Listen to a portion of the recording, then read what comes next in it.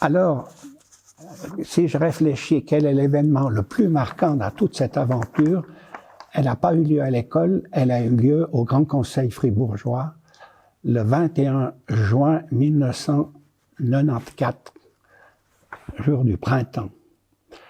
Et je me vois non pas au Grand Conseil lors du vote, mais je me vois dans la salle des pas perdus, allant d'un député à l'autre pour les convaincre d'inscrire un article supplémentaire dans la loi sur l'école qui était le niveau infirmier et de l'ordre du tertiaire. Et ça a été voté. Et puis ça a été un événement, je crois que je ne sais pas si je m'en suis rendu compte dans le moment clé, mais je me vois encore remonter la rue de Lausanne au pas de course. Évidemment, j'avais 25 ans et 15 kilos de moins pour le faire, en me demandant où j'allais fêter cet événement capital pour l'école, finalement. Pour moi, l'année marquante a été l'année 2002, puisque l'année 2002 était la première entrée des étudiants qui entraient pour la filière de formation au niveau HES, donc dans le domaine des soins infirmiers.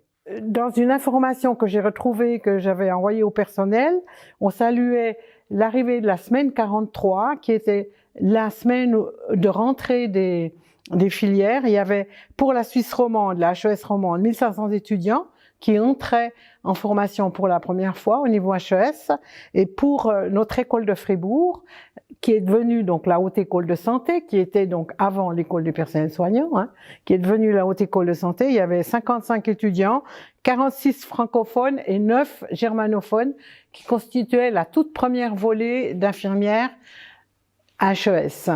C'était pas encore les bachelors la première année, c'est devenu par la suite, mais on était enfin dans la formation HES qu'on avait préparée depuis de nombreuses années.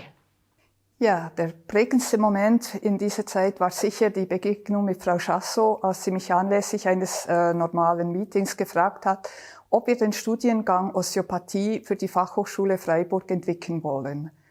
Naiv ich war, habe ich einfach mal Ja gesagt. Und dann begann die Arbeit. Zum Glück waren schon etwas an Vorarbeiten da, weil der Studiengang Osteopathie musste von Grund auf neu erfunden werden.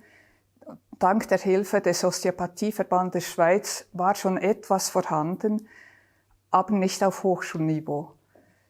Das heißt, es mussten die Module erarbeitet werden, es mussten Reglemente erarbeitet werden und es musste zuerst auch die Genehmigung für den Studiengang erreicht werden. Und wir konnten nicht einfach einen Antrag stellen für das Niveau Bachelor, sondern mussten einen Gesamtantrag stellen, auch für das Niveau Master. Weil das ist der einzige Studiengang, der erst auf dem Niveau Master berufsbefähigend ist.